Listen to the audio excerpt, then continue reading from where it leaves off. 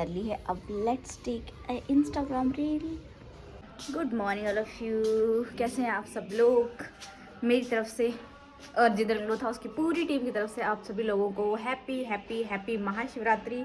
अभी मैं जस्ट उठी हूँ, नहा धो के रेडी हो चुकी हूँ और ये है मेरे भोले शंकर। बोलो जय Bhole Shankar. Let me introduce you something else. आज के दिन की अच्छी बात यह है कि मेरे साथ साथ इन्होंने भी व्रत रखा है, ये भी भोलेनाथ के भक्त तो हैं, वही मानना पड़ेगा। आरती वारती कर ली है, अब लेट्स टेक इंस्टाग्राम रील। तो शिवरात्रि का व्रत कब का टूट चुका है और अब हम जा रहे हैं एक फंक्शन में, एनिवर्सरी के फंक्शन में। हैप्पी एनिवर्सरी अभी जाके बोलेंगे। मैंने कुछ ज़्यादा नहीं, ये वाला सूट पहना है करवा चौथ वाला ही, और हमारे बिल्कुल पड़ोस में ही है, बगल में, ये एक गली छोड़ के बस। जैसा कि आपको पता है बैकग्राउंड म्यूजिक बज रहा है जो कि बिल्कुल कॉपीराइट है, तो क्यों ना फिर इस मौके को एक स्टोरी टाइम में बदला जाए। यस, चलो मैं आपको एक स्टोरी बताती हूँ, और वो स्टोरी मेरी खुद की है, किसी मूवी की है, किसी सीरीज़ की है, किसी शॉर्ट फिल्म की है। ये मैं आपको मतलब इस जो वीडियो है, वीडियो के एंड में बताऊँगी। Let's start. एक्चुअली क्या होता है, स्टार्टिंग में जो एक स्कूल बॉयज़ की स्टोरी है, मतलब 12वीं कक्षा के लड़के होते हैं, तो वो लड़का जो अपने मामा के घर पढ़ाई करने के लिए जाता है, बट उसका वहाँ पे मन नहीं लग रहा होता है। हालांकि वो पढ़ाई में बहुत अच्छा होता है, पर उसका पढ़ाई में मन नहीं लग रहा होता है।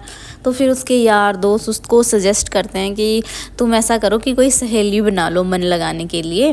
फिर उसने स्कूल में इधर उधर हर तरफ देखा, बट उसे अपने टाइप की कहीं कोई मिली नहीं। देन जो है वो जो भैंसों के तबेले होते हैं उसके साथ उसे सोने का मौका मिला। मतलब उसके मामा ने कहा कि तू और तेरा भाई जो कज़न है वो उसमें सोए करेंगे भैंसों के तबेले में। उसने कहा ओके। तो वहाँ पे उसे एक लड़की मिली, लड़की भी नहीं लेडीज़ थी, मतलब वो उसको देखता रहता था, वो लेडीज़ उसको देखती रहती थी। हालांकि वो ऑलरेडी मैरिड थी, उसके पास एक बच्चा भी था। आई डोंट नो ये सही है या गलत है, आप लोग मुझे कमेंट सेक्शन में बताना कि ये सही है क्या कि शादीशुदा होने के बाद भी एक स्कूल बॉय की तरफ अट्रैक्ट होना, या फिर उस लड़के की तरफ से सही है क्या कि ये जानते हुए भी कि नहीं वो सामने वाली शादीशुदा है, उसका घर ख़राब हो सकता है, तो वो उस लेडीज़ की तरफ अट्रैक्ट हुआ। बट मेनली पता क्या होता है कि धीरे धीरे हम लोग अपनी लाइफ से ऐसे फ्रस्ट्रेट हो जाते हैं कि हमें कहीं से भी थोड़ी अटेंशन मिलती है तो हम ऑब्वियसली उस तरफ झुक ही जाते हैं। उस लेडीज़ मतलब जो भी थी उसको अपने जो है मैरिड लाइफ से परेशान थी, उसने उस लड़की को एक लेटर लिखा, उसमें अपनी पूरी स्टोरी बताई कि हाँ ऐसे ऐसे मेरी शादी हुई है, पहले मैं डांस वगैरह करती थी मतलब घर चलाने के लिए, बट वो बात मेरे घर वालों ने मेरे ससुराल वालों को नहीं बताई थी, जिसकी वजह से जो मेरा घर वाला है मुझे रोज़ कूटता है, और अगर उसे पता लग गया कि मेरा ऐसा है तो फिर वो मुझे मार डालेगा अगर उसे पता लगा। तो एक्चुअली ऐसी स्टोरी हम जब किसी सामने वाले को बताते हैं तो वो हमसे दूर होने की बजाय और ज़्यादा अट्रैक्ट होता है कि हाँ यार भाई बेचारी दुखी है या फिर जो भी है। फिर उसके बाद ओके दोनों में काफ़ी बातचीत होने लगती है, काफ़ी अट्रैक्शन हो जाता है। तो एकदम सडनली उसे याद आता है लड़की को कि तेरे तो 12वीं के पेपर है ना। उसने बोलते हाँ, तो तू बोलते 12वीं के पेपर के बाद चला जाएगा अपने घर। फिर बोलते हाँ जाना ही पड़ेगा, मामा के घर में थोड़ा ना रह सकता हूँ पूरा टाइम। फिर वो लड़की उसको बोलती है कि नहीं तू ऐसे नहीं जा सकता भाई मेरे को छोड़ के, अभी तो मैंने फिर से जीना स्टार्ट किया था तेरे आने के बाद। फिर उस लड़के ने कहा कि क्योंकि लड़के का भी देखो नया प्यार था, मतलब वो बिल्कुल बचपन का था, और उस लेडीज़ को भी आज से पहले कभी मिला नहीं था प्यार। तो उसने बोला कि ठीक है मैं ऐसा करूँगा, 2 पेपर मेरे बच्चे हैं, दोनों के दोनों पेपर खाली छोड़ के आ जाऊँगा, बिल्कुल उसमें कुछ भी नहीं लिखूँगा, तो इस बार मैं ऑटोमेटिक फ़ेल हो जाऊँगा और मुझे फिर हम दोनों को फिर 1 साल और मिल जाएगा सोचने के लिए कि आगे क्या करना है। बट वो क्या हुआ देखो, लक थी या जो भी था, वो लड़का पास हो गया शायद पेपर चेकिंग की वजह से या कुछ भी। बट उसने वो गया, उसने रीचेकिंग की रिक्वेस्ट भी डाली, बट फिर वहाँ से उन्होंने मना कर दिया कि नहीं, हम अगर तुझे लगता है कि तेरा नंबर कम है उसके लिए रीचेकिंग कर सकते हैं, बट तुझे फ़ेल करने के लिए रीचेकिंग नहीं करेंगे। फिर वो लड़का बहुत परेशान हुआ। पहले वो शायद वो इस चीज़ को समझ चुका था कि अब मैं उस लेडीज़ को विश्वास नहीं दिला पाऊँगा कि मैंने ये जानबूझकर नहीं किया है। और वही होता है, उन लोगों के बीच में मिसअंडरस्टैंडिंग पैदा हो जाती है, काफ़ी लड़ाई झगड़ा होता है। वो मतलब उससे कहती है कि तूने जान के किया, वो उसे समझाने की कोशिश करता है कि मैंने जान के नहीं किया है। तो चलो लड़ाई झगड़ा हो गया, अट्रैक्शन तो थी। नेक्स्ट डे फिर मिलते हैं। फिर वो उसे बोलती है लेडीज़ कि तू ऐसा कर, तू मेरे को अपने साथ भगा के ले चल।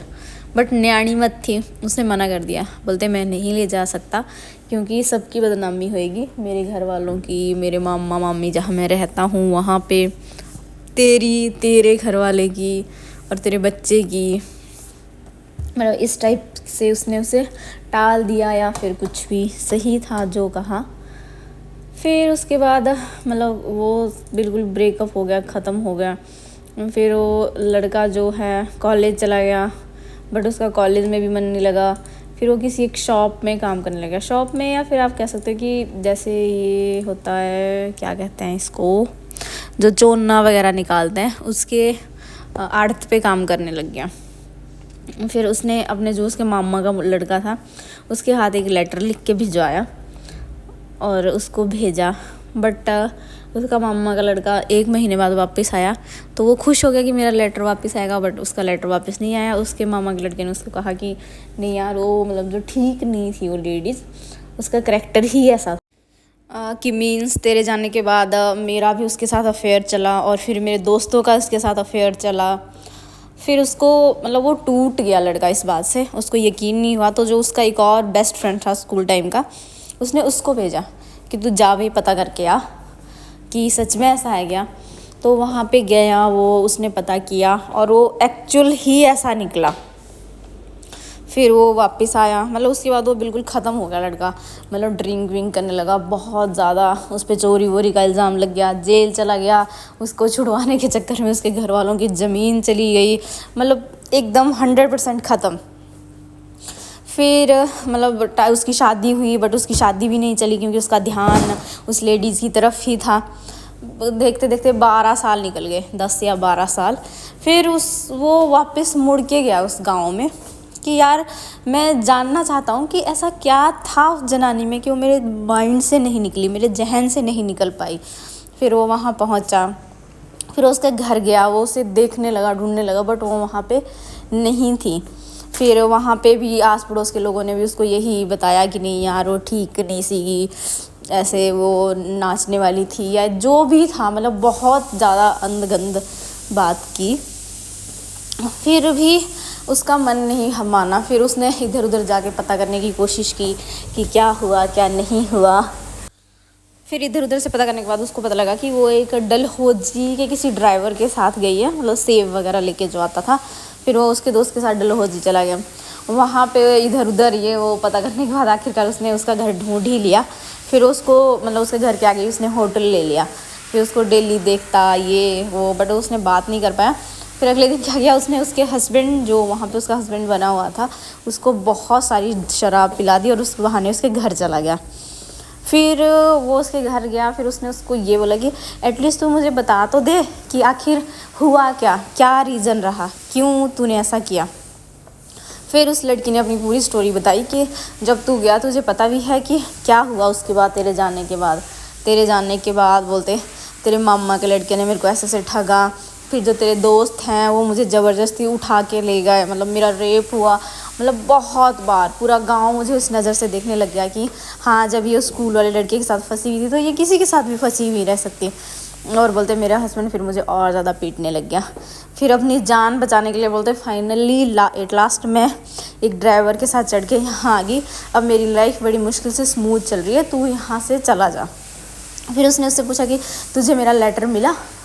फिर उसने कहा कि मेरे को तेरा कोई लेटर नहीं मिला, तेरे जो मामा का लड़का है उसने मुझे ये बताया कि उसका अफेयर चल चुका है वहाँ पे कॉलेज में। तो बोलते मैं कैसे तेरे पास आती है, कैसे तेरे से बात करते। फिर वहाँ से पता लगा कि वो सारी मिसअंडरस्टैंडिंग उसके मामा के लड़के ने क्रिएट की हुई थी। बट जब तक वो स्टोरी बताती उससे पहले ही उसने उस लड़के को गोली मार दी कि नहीं तूने मेरी सारी लाइफ स्पॉइल कर दी, मतलब मैं ख़त्म हो गई तेरे चक्कर में। बस फिर वो लड़के को गोली बज गई। फिर वो मरते मरते उसने सब कुछ उसको बताया कि नहीं मैंने तेरे को लेटर भेजा था, बट मिसअंडरस्टैंडिंग जो मामा के लड़के ने ही क्रिएट की थी। बट इसमें क्या हुआ कि फाइनली यार वो लड़का मर गया। फिर वो वहाँ गांव पहुँचे और उस मामा के लड़के को भी मार दिया। बट स्टोरी मुझे बहुत अच्छी लगी, बट एंडिंग मुझे इतनी अच्छी नहीं लगी। मुझे लग रहा था कि नहीं यार 12 साल मिलने के बाद एटलीस्ट कुछ तो होगा, दोबारा से कुछ अच्छी बात होगी, बट ऐसा कुछ नहीं हुआ। जो ये मूवी की स्टोरी थी, ये पंजाबी पिक्चर है मोह, जो 2022 में रिलीज़ हुई थी। मैं उस टाइम से ही इसको देखना चाह रही थी, बट ये किसी भी OTT प्लेटफॉर्म पर रिलीज़ नहीं हुई। और इसके गाने बहुत अच्छे गाने थे इसके। फिर कल शाम ही मैंने ये एक जो लोकल ऐप है वहाँ से डाउनलोड करके देख ली, जो मुझे बहुत पसंद आई। मतलब जितना मैंने सोचा था, इसमें एक्टिंग बहुत अच्छी है। इवन सरगुन मेहता ने इसके बारे में खुद कहा कि यार मुझे खुद नहीं समझ आ रहा कि मैंने इतना एफर्ट्स डाला, मैंने अपना 100% डाला इस मूवी में, उसके बाद भी ये नहीं चली। बट मुझे लग रहा है कि जितनी ज़्यादा फ्लॉप हुई उतनी होनी नहीं चाहिए थी, इतना तो चलती ही चलती। अगर आपको मेरी ये वाली स्टोरी अच्छी लगी हो और मेरा एक डे का भी ब्लॉग अच्छा लगा हो तो please do like share and subscribe. और ऐसी अगर आप चाहते हो कि मैं ऐसी और स्टोरीज़ टाइप वीडियोस बनाऊं तो उसके लिए मुझे कमेंट सेक्शन में सजेशन ज़रूर देना। Bye bye.